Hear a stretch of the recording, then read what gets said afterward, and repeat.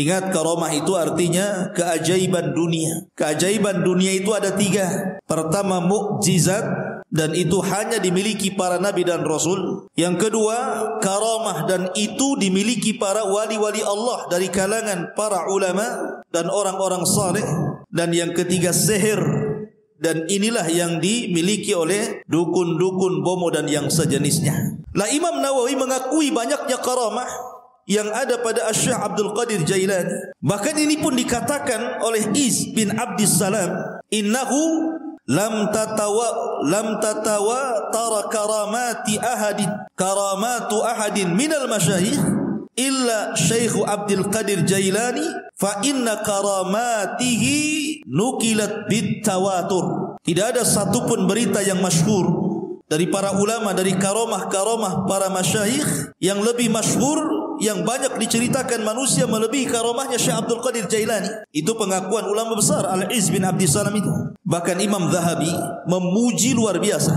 Ingat, kalau sudah Imam Zahabi yang bicara, berarti orang ini bukan kaleng-kaleng. Orang ini orang betul. Ya. Kata Imam Zahabi rahimahullahu ta'ala ketika mensifati Syekh Abdul Qadir Jailani, dia mengatakan Asy-Syaikhul Imam Al-Alim Az-Zahid Al-Arif Al-Qudwatu Syekhul Islam Alamul Awliya Muhyiddin Abu Muhammad Abdul Qadir ibn Abi Saleh Abdullah Al-Jailani rahimahullahu ta'ala. Kata Imam Zahabi, Abdul Qadir Jailani adalah seorang syekh, seorang imam, seorang alim, orangnya paling zuhud, paling cerdas, dan layak diikuti kehidupannya. Dan dia Syekhul Islam, dan dia memiliki alamat wali-wali Allah. Muhyiddin, penghidup agama. Kunyahnya Abu Muhammad Abdul Qadir Al-Jailani rahimahullahu ta'ala. Kemudian juga dikatakan oleh Al-Hafidh Ibnu Hajar Al-Asqalani, kana Syekh Abdul Qadir Jailani mutamassikan biqawanini syari'ati yad'u ilaiha ila akhir qaulih Ibnu Hajar.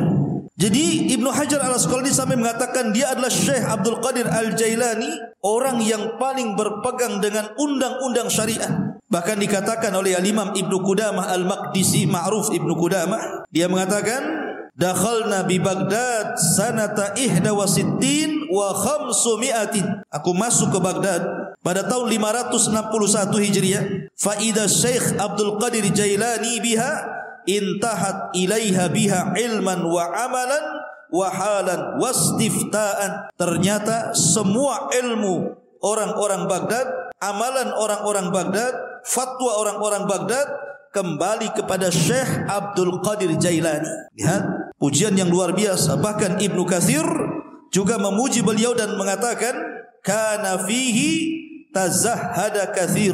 Beliau adalah orang yang memiliki sifat zuhud yang banyak. Dan banyak lagi tidak perlu saya bacakan pujian-pujiannya, nanti habis waktunya hanya untuk memuji beliau saja.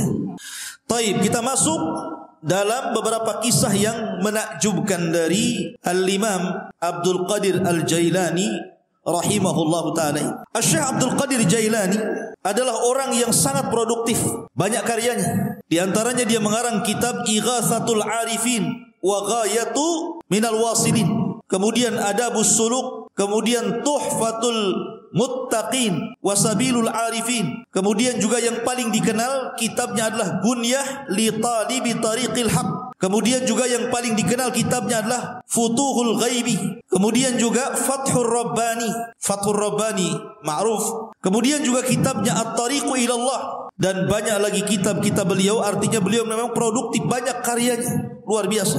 Nah, sebagaimana para ulama yang lainnya, ikhwatu fiddin muliakan Allah Azza wa Jalla, Syekh Abdul Qadir Jailani ini meninggal, ayahnya ketika baru meninggal, baru belahir beberapa bulan setelahnya ayahnya meninggal. Artinya Syekh Abdul Qadir Jailani ini yatim, dan yang mencetak dia menjadi ulama besar itu rupanya ibunya. Sering saya ulang-ulang, banyak para ulama dunia yang mencetak ulama siapa? Ibu-ibunya. Imam Syafi'i dicetak ibunya, Imam Ahmad yang cetak ibunya.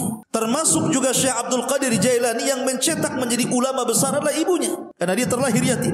Ibunya adalah wanita yang sangat salihah, dan nasabnya saya katakan tadi sampai kepada Husain ibn Ali. Artinya dia seorang Husainiyah, wanita dari ahli bait, keturunan Husain ibn Ali ibn Abi Talib radhiyallahu anhu. Lah, Syekh Abdul Qadir Jailani ini lahir di Jailan. Jailan ini kalau sekarang mungkin ada satu daerah di Iran. Di Iran ada tempat namanya Jailan. Maka Syekh Abdul Qadir Jailani dinisbahkan kepada daerah kelahirannya Jailan. Maka disebut Abdul Qadir Jailani karena dia orang Jailan, dan Jailan itu satu kota kecil yang ada di Iran ketika itu. Dan itu bukan kota para ulama. Jailan itu bukan kota para ulama, sehingga Syekh Abdul Qadir Jailani tidak puas belajar di Jailan karena itu bukan kota para ulama. Maka sebagaimana umumnya para ulama, dia pun rihlah li talabul ilmi, berangkatlah dia dari Jailan menuju Baghdad. Dan Baghdad kala itu adalah kota para ulama. Terlahir ulama-ulama dunia, ma'ruf Baghdad itu, ya. Tetapi sayang ketika diserang oleh Tatar, tentara Mongolia, maka tentara Tatar banyak membakar kitab-kitab para ulama sehingga banyak yang hilang sampai hari ini. Keganasan Mongolia ketika menyerang Tatar di zaman Syekhul Islam Ibnu Taimiyah rahimahullahu taala. Walaupun ketika Abdul Qadir Jailani hidup di zaman Khalifah Abbasiyah, dan ketika itu memang kondisinya sangat memprihatinkan karena banyak terjadi huru peperangan di mana orang-orang Antokiyah, orang-orang Salibi itu, orang-orang Nasrani menyerang kaum muslimin dan ribuan kaum muslimin banyak meninggal dunia. Memang banyak kekacauan di zaman itu. Tetapi walaupun demikian, Baghdad itu masih negara atau kota yang sangat dicintai para thalabatul ilmi karena masih banyak ulama yang hidup di situ. Salah satunya adalah tujuan safarnya Syekh Abdul Qadir Al-Jailani rahimahullahu taala ketika usianya 18 tahun. Kemudian dia safar dari Jailan menuju Baghdad, dan dia belajar di rantau selama 33 tahun baru pulang. Anda bisa bayangkan, besar-besar di jalan tuh, tua-tua di jalan ya. 33 tahun. Coba bayangkan, ini pondok Jabal Uhud nih, tiap minggu dijenguk. Kadang-kadang minta pulang. Ini Syekh Abdul Qadir Jailani 33 tahun dia gak dijenguk sama ibunya. Betul-betul setelah dia menguasai seluruh funun ilmu, baru dia pulang menjadi Syekh Baghdad. Diakui keilmuannya. Makanya salah satu syarat talabul ilmi kata Imam Syafi'i, tuluz zaman, lamanya waktu. Karena ilmu itu bukan ta'amul tapi ta'alum. Bukan ta'amul, bukan dipikirkan tiba-tiba dapat ilmu yang disebut dengan laduni, bukan, tapi dengan cara belajar. Salah satunya diperlukan tuluz zaman, panjangnya waktu. Maka Syekh Abdul Qadir Jailani belajar 33 tahun, menguasai akidah, fikih, usul, mustalah, hadis, macam-macam dikuasai. Makanya kemudian tadi disebutkan oleh Imam Zahabi bahwa dia adalah Syekhul Islam karena dia bidang semua ilmu syariat. Ma'asyiral muslimin, ada cerita yang menarik. Di sini mulai ceritanya nih.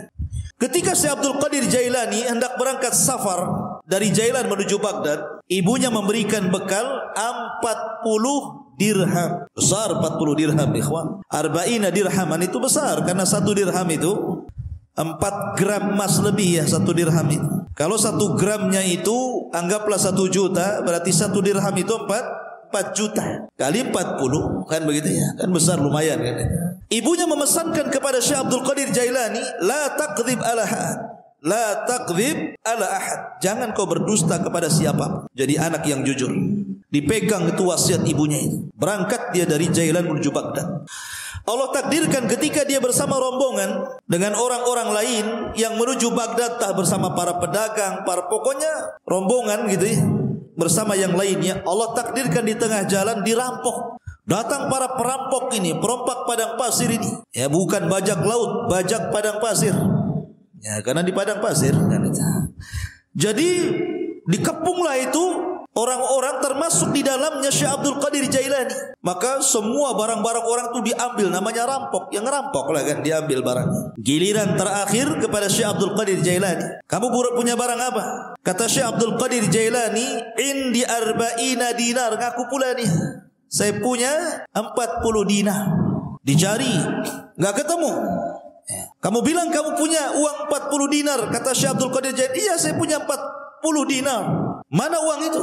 Akhirnya dicari ketemu. Ini ketua rampok ini heran. Biasanya kalau orang mau dirampok dan punya uang pasti tidak akan ngaku tuh. Apalagi Syekh Abdul Qadir Jailani ini menyembunyikan uang itu di tempat yang sangat rapi, susah untuk ditemukan. Tapi jujur dia ingat kata-kata ibunya, jangan dusta. Walaupun yang nanya perampok ngomong saja. Maksudnya Jadi rampok ini mengatakan kepada Syekh Abdul Qadir Jailani, kenapa kamu mengaku kamu punya uang 40 dinar, 40 dinar itu? Maka dia mengatakan, karena aku sudah berjanji kepada Allah, kemudian kepada ibuku dan kepada diriku sendiri, alla aqdzib ahadan.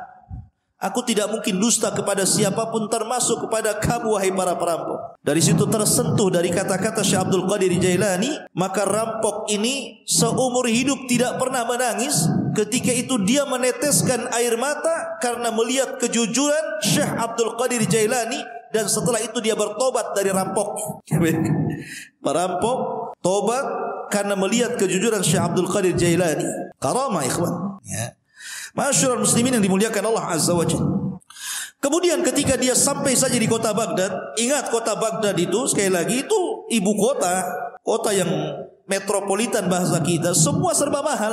Sementara bekal Syekh Abdul Qadir Jailani ini hanya bisa dimakan beberapa hari dan bulan, tidak bisa bertahan bertahun-tahun. Makanya disebutkan oleh para ulama bagaimana kesabaran Syekh Abdul Qadir Jailani ketika menuntut ilmu ikhwan. Dijelaskan bahwa gini. Jadi disebutkan oleh Al-Hafidh Ibnu Rajab Al-Hambali rahimahullahu taala dalam kitabnya Dzailut Tabaqat Al-Hambali. Jadi Syekh Abdul Qadir Jailani ini karena sudah habis bekal sama sekali enggak ada yang dimakan. Akhirnya kemudian dia pun selalu datang ke sungai. Jadi sungai itu, di tepi sungai itu biasanya orang-orang pasar. Orang-orang pasar itu kalau tidak laku, maka sayuran-sayuran itu dibuang di tepi sungai itu. Jadi Syekh Abdul Qadir Jailani kalau sudah tutup pasar, dia nunggu di situ. Jadi kalau ada sayur yang dibuang, maka dia kutip, dia bersihkan, dia bawa pulang, dia makan. Sampai suatu ketika, memang lapar betul. Maka sebagaimana kebiasaannya, karena ingat, dia punya izzah, ya kemuliaan, dia tidak mau meminta siapapun, tidak mau jadi pengemis maknanya. Lah, suatu ketika, dia sudah menunggu, rupanya di sungai pun banyak juga orang yang sama seperti dia kelaparannya. Ketika sampai sudah habis sayur yang dibuang itu karena diambil orang. 3 hari berturut-turut datang ke situ sudah enggak ada, datang ke situ sudah enggak ada. Akhirnya dia 3 hari tidak makan, hanya minum, lemes, hampir mati. Paksalah kemudian dia duduk di majlis yasin. Lah ketika dia duduk itulah dia sudah lemas, sudahlah, dah pasrah, matilah kan begitu kelaparan. Rupanya ada anak muda datang dari kejauhan masuk ke masjid bawa roti sama daging panggang. Dimakan di hadapan dia, ditengokin. Setiap dia makan roti, Abdul Qadir Jailani yang melihat dari kejauhan ikut mangap juga. Nama orang lapar. Lihat orang makan ikut lapar kan itu kan. Tengok dia makan mangap juga. Tengok dia ngunyah juga. Padahal nggak ada yang dikunyah. Orang lapar kayak seperti Fata Morgana kan itu dilihatnya. Akhirnya anak muda yang makan ini memperhatikan Syekh Abdul Qadir Jailani ini aneh. Didekati akhirnya dan ditanya, kamu ini siapa? Ya. Dan dari mana? Kemudian dia mengatakan, Ana Abdul Qadir dari Jailan. Peranjat anak muda ini dan mengatakan, saya juga dari Jailan, sama dengan kamu. Siapa namamu tadi? Abdul Qadir. Siapa nama ayahmu? Si Anu. Siapa nama ibumu? Si Anu. Mana kampungmu ini? Gitu. Langsung gemetar orang ini dan mengatakan, sesungguhnya ibumu itu menitipkan uang kepadaku untuk dihantar kepadamu dan beberapa roti. Aku sudah putus asa mencarimu, sampai roti yang dititipkan ibumu ku makan juga. Tapi aku takut mengambil uangmu, sehingga terpaksa aku makan bangkai karena darurah. Rupanya Allah takdirkan saya ketemu di masjid ini dengan kamu, wahai Abdul Qadir.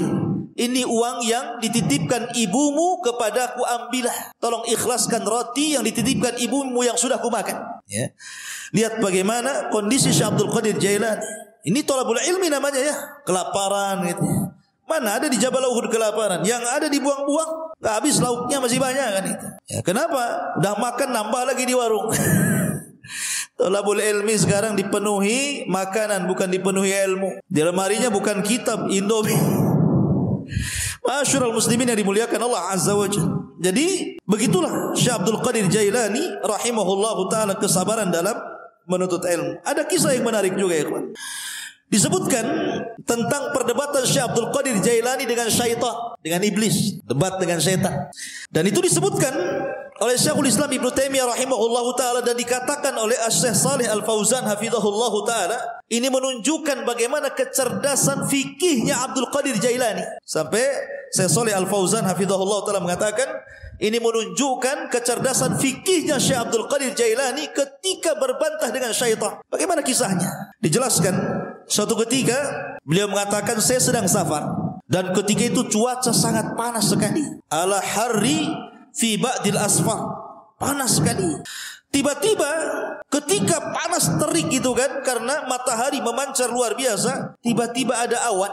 Awan itu menaungi kepalaku, menghalangi antara terik matahari dengan kepalaku. Dari situlah tiba-tiba dari awan hitam yang menaungi diriku, kata Syekh Abdul Qadir Jailani, nada munadin, tiba-tiba ada yang menyeru dari langit sana, ada yang menyeru dan mengatakan, ya Abdul Qadir, ana rabbuk. Wahai Abdul Qadir Jailani, saya adalah Rabbmu. Maka Syekh Abdul Qadir Jailani rafa'a ra'sah, melihat ke langit dan mengatakan, antallah la ilaha illahu, apakah engkau adalah Allah yang tidak ada sembahan berhak disembah kecuali Dia? Maka kemudian suara itu ada lagi di langit dan mengatakan, ana rabbuk, saya Tuhanmu, ana rabbuk, saya Tuhanmu. Syekh Abdul Qadir Jailani mendengarkan sampai akhirnya, setelah dia mengatakan ana rabbuk, wa qad ahlaltu laka ma haramtu alaika ya Abdul Qadir, saya Tuhan wahai Abdul Qadir, aku telah halalkan yang sebelumnya kuharamkan kepadamu. Maknanya semua manusia haram melakukan ini, kau halal. Semua manusia haram memakan khamar, kau halal. Semua haram berzinah, kau halal. Pokoknya seperti itu. Tiba-tiba Syekh Abdul Qadir Jailani mendengar kata-kata, aku sudah menghalalkan kepadamu yang diharamkan aku kepada selainmu. Maka dia mengatakan, kadzabta ya aduwallah, kadzabta ya aduwallah, dusta engkau wahai musuh Allah. Bal anta syaitan, engkau bukan Tuhan, engkau adalah syaitan. Fatamazzaqat tilkas sahab, tiba-tiba awan hitam itu langsung berpecah, menyebar. Ya, lah dari situlah tiba-tiba kemudian muncul lagi suara dan mengatakan, ya Abdul Qadir, najauta minni bifiqhika fi dini. Wahai Abdul Qadir, engkau sudah selamat. Najauta minni, engkau selamat dariku dengan kecerdasan fikihmu dalam agamamu. Laqad fatantu bihadzal hilah qablaka sab'ina rajulan. Sungguh sebelum itu, kata syaitan, aku sudah menguji 70 orang semisal kamu dari kalangan para ulama, kalangan zuhad, dan mereka terkena fitnahku kecuali kamu, katanya. Lihat bagaimana Syekh Abdul Qadir Jailani mengatakan apa? Tidak mungkin. Kenapa? Kenapa Syekh Abdul Qadir Jailani mengatakan kadzabta, dusta kamu? Karena kata Syekh Abdul Qadir Jailani, ketika ditanya, maka dia mengatakan, araftu annahu syaitan. Kenapa aku tahu dia syaitan? Karena ketika dia mengatakan, aku halalkan kepadamu yang kuharamkan kepada selainmu, maka dia mengatakan, li anna ba'da Rasulillah sallallahu alaihi wasallam la tahlila wa la tahrim. Tidak ada yang berhak menghalalkan dan tidak ada yang berhak mengharamkan setelah Nabi sallallahu alaihi wasallam. Bagaimana mungkin kalau kemudian dalam dunia tarekat, di mana orang itu kalau sudah tingkatan makrifat sampai meyakini adanya hululiyah, manunggale gusti gitu ya, bahwa Allah itu betul-betul menyatu dengan badan, tiba-tiba kemudian seseorang boleh tidak melaksanakan sholat, boleh meninggalkan zakat, boleh meninggalkan puasa, boleh tidak haji, karena alasannya Tuhan sudah menyatu, ana anta anta ana, bahasanya. Saya kamu, kamu saya, katanya. Bingung dia, mana saya, mana Tuhan, karena menyatu masalahnya. Makanya terkadang makin makrifat itu bukan makin baik, makin bejat, kan begitu. Karena dia meninggalkan sholat, dia meninggalkan apapun. Ketika ditanya, kenapa anda tidak sholat? Siapa bilang saya tidak sholat? Bukankah Allah yang mengatakan, inna sholata li dzikri, sholat itu untuk mengingat diriku. Jadi kalau aku sudah ingat Allah, aku sudah sholat, katanya. Karena sholat itu untuk mengingat diriku. Apalagi kemudian Allah berfirman, u'budullaha hatta ya'tiyakal yakin, sembahlah Allah sampai yakin. Aku sudah yakin, ngapain aku nyembah, katanya kan. Kacau nih kalau sudah Quran dipelintir-pelintir. Padahal yang dimaksud sembahlah Allah sampai yakin, maksudnya sampai ajal. Yakin di sini maknanya ajal, kata Imam Ibnu Katsir rahimahullahu taala dan ahli tafsir yang lain. Sembah Allah sampai mati, bukan sampai yakin. Artinya kalau sudah yakin tak perlu sembah gitu ya.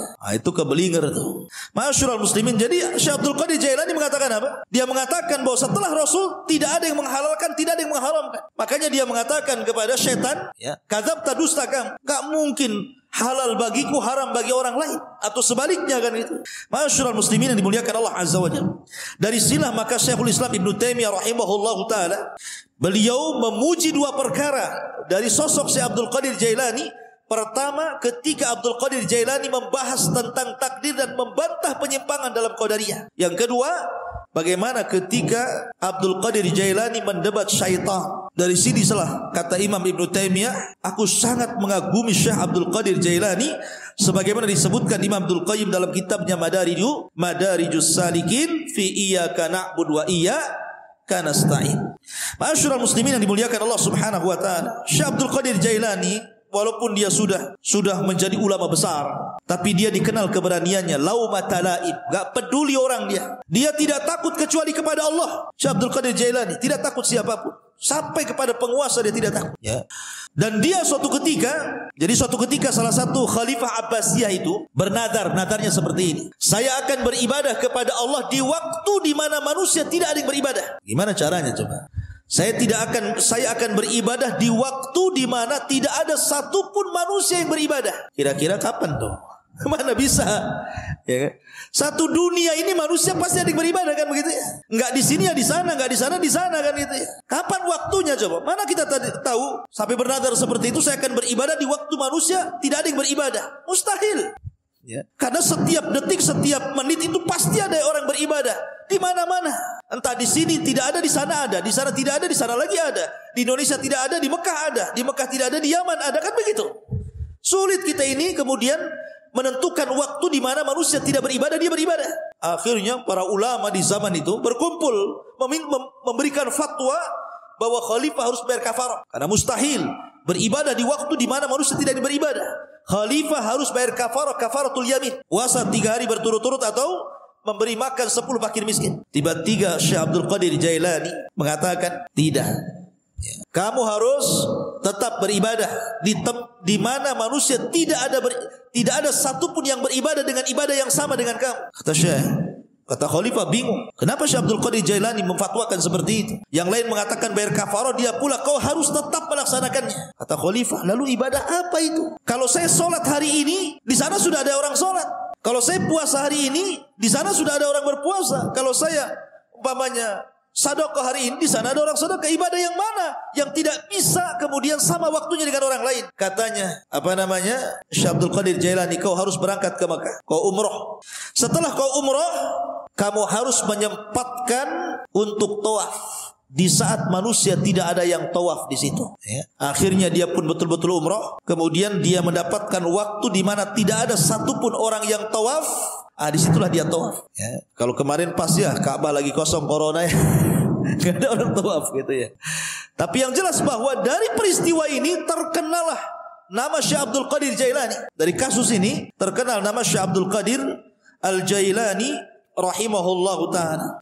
Ma'asyiral muslimin yang dimuliakan Allah Subhanahu wa ta'ala, Syekh Abdul Qadir Jailani banyak perkataan emas beliau yang kita bisa petik dari untayan-untayan kata-kata mutiara beliau. Di antaranya beliau mengatakan, tir ilal haqqi bijanahai alkitab was sunnah. Terbanglah kau kejar kebenaran dengan 2 sayap Al-Quran dan Sunnah. Kemudian juga beliau mengatakan, akhrijud dunya min qulubikum ila aidikum fa innaha la tadurrukum. Keluarkan dunia dari hati-hati kalian, letakkan di tangan-tangan kalian, karena kalau itu yang kalian lakukan maka dunia tidak membahayakan diri kalian. Itulah zuhud namanya, meletakkan dunia di tangan dan mengeluarkan dari hati. Sebab kalau dunia lenyap, hati tidak terganggu karena dia serahkan kepada Allah Azza wa Jalla. Itulah hakikat zuhud. Walaupun dia kaya, selama kekayaan berada di tangan, hatinya diserahkan kepada Allah. Walaupun harta harus hilang, maka hati tidak mungkin terpikirkan dengan hilangnya harta. Kemudian beliau mengatakan, la tadlimu ahada walau bisu'i dhannikum fa inna rabbakum la yujawizu dzulma zalimin. Jangan kalian menzalimi siapapun walaupun dengan suudzon, karena Rabb kalian tidak mungkin melewatkan kezaliman orang yang zalim. Orang zalim itu terbatas, ya.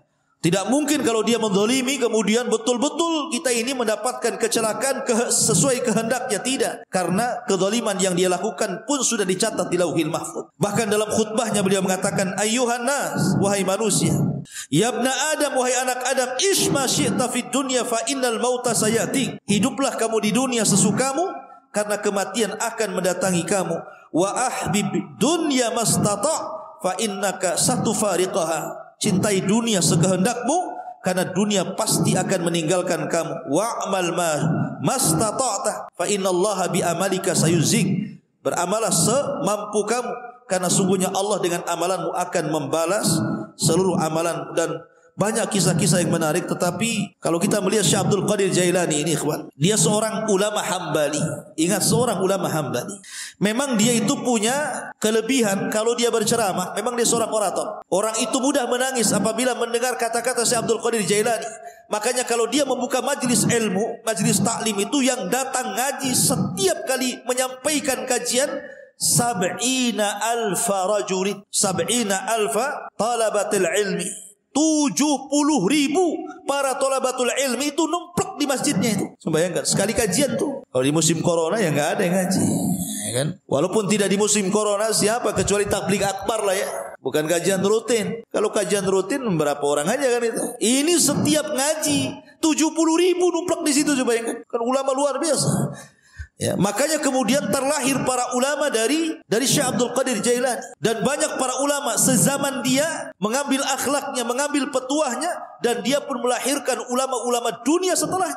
Tetapi para pengikut setelahnya sampai hari ini banyak yang gulu ekstrim, melampaui batas, bahkan memuji Syekh Abdul Qadir Jailani melebihi kapasitas dia sebagai manusia. Bahkan ada yang sampai menuhankan, naudzubillah, ya, sampai menuhankan Syekh Abdul Qadir Jailani. Dia manusia, dia ulama, sama dengan ulama-ulama yang lainnya, karyanya banyak.